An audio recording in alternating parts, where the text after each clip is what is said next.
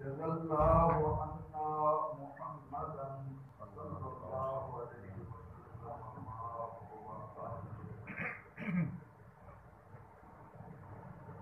پروردگار عالمین کا جس قدر ہم شکر ادا کریں کم ہے.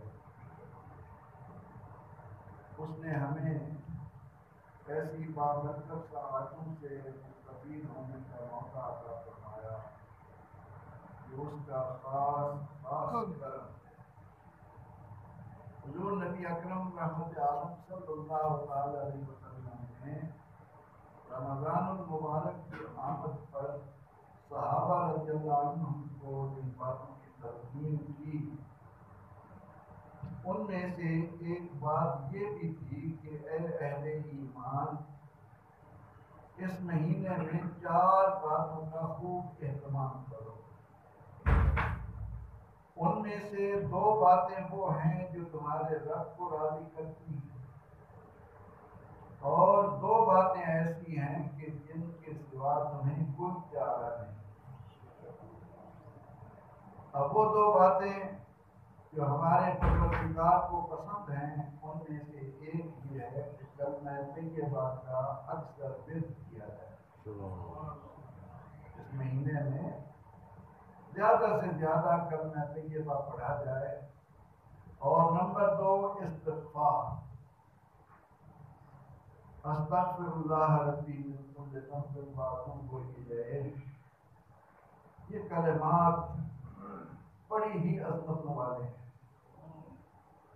ان کی وجہ سے امتوں پر بڑے بڑے عذاب ٹلے. حضور نبی اکرم رحمت عالم صلی اللہ تعالی علیہ وسلم بلا ناغہ روزانہ 70 بار استغفار فرماتے. کون؟ جن کے لیے مقام محمود ہے، جن کو اللہ جل مجدہ سے وہ قرب ہے جو کسی کے تصور میں نہیں آ سکتا. وہ روزانہ 70 بار استغفار فرماتے. تو اس ماہ مبارکہ میں یہ 2 کام ہمارے اللہ کو راضی کرنے والے ہیں اور وہ 2 باتیں جن سے ہمیں کوئی چارہ نہیں. وہ یہ نمبر 1 کہ ہم اللہ سے جنت طلب کریں. آپ صلی اللہ علیہ وسلم نے فرمایا کہ اللہ سے جنت مانگو کیونکہ جنت سے ہی ہم دنیا میں آئے اور اسی میں جو پہنچ گیا وہ کامیاب ہوا. اللہ جل مجدہ نے 2 ٹوک الفاظ میں اپنی امت اپنے محبوب کی امت کو بتا دیا کہ فمن زحزح عن النار وادخل الجنہ فقد فاز. کہ جو جہنم سے بچا کر جنت میں داخل کر دیا گیا وہ کامیاب. قرآن کریم نے فیصلہ فرما دیا. اور جنت ہی وہ مقام ہے جس میں بندہ اپنے رب کا دیدار کرے گا. اور رب تعالیٰ کا دیدار سب سے بڑی نعمت ہے. حضور علیہ الصلوۃ والتسلیم فرماتے ہیں کہ اہل جنت کو جب اللہ کا دیدار ہوگا تو وہ جنت کی ساری نعمتوں سے بے نیاز ہو جائیں گے. مدت گزر جائے گی یہاں تک کہ جنت کی نعمتیں جنت کی حوریں پکاریں گی یا اللہ ہمارے چاہنے والے کہاں گئے. پھر آہستہ آہستہ اس دیدار کی لذت سے باہر آ کر آدمی جنت کی نعمتوں کی طرف متوجہ ہو. کل کے پروگرام میں بھی میں ایک بات کہہ رہا تھا کہ پروردگار عالمین اپنے دیدار سے کسی کو محروم نہ کرے. سب سے بڑی نعمت اس دنیا میں بھی جنہیں نصیب ہوگی مشاہدہ حق ہے. حضرت سری سکتی رحمۃ اللہ علیہ کا ذکر کرتے ہوئے میں نے کہا کہ ایک دن خواب میں ان کی حضرت یعقوب علیہ السلام سے ملاقات ہو. تو آپ خواب میں حضرت یعقوب علیہ السلام سے عرض کرنے لگے کہ آپ اللہ کے نبی ہیں، آپ اپنے بیٹے کے غم میں اتنا عرصہ روتے رہے، آپ کو اللہ کے غم میں رونا چاہیے تھا، اللہ کا دیدار مانگنا چاہیے تھا، آپ اپنے بیٹے کا دیدار نہ پا کر اس قدر غم زدہ رہے۔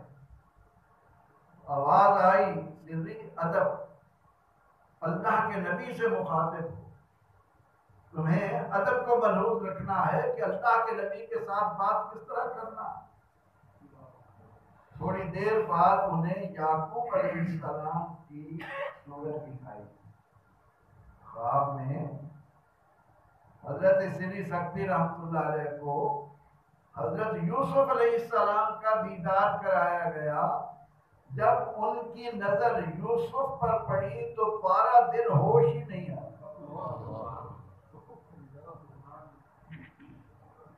یہ بندے کا حسن ہے جو اللہ نے عطا کیا ہے، تو اللہ کے دیدار کا عالم کیا ہو۔ فرمایا کہ تم اللہ سے جنت مانگو اور جہنم سے پناہ مانگو۔ یہ رمضان شریف میں آقا علیہ السلام نے ہمیں تعلیم دی، جہاں اور نعمتیں ہمیں رمضان میں مل رہی ہیں وہاں ہمیں ان 4 باتوں کا بھی اہتمام کرتے رہنا چاہیے، اور اللہ سے جنت مانگیں، جہنم سے پناہ مانگیں۔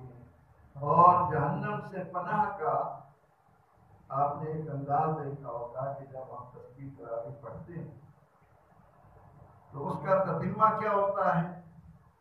اللہم اجرنا من النار، یا مجیرو یا مجیرو یا مجیرو۔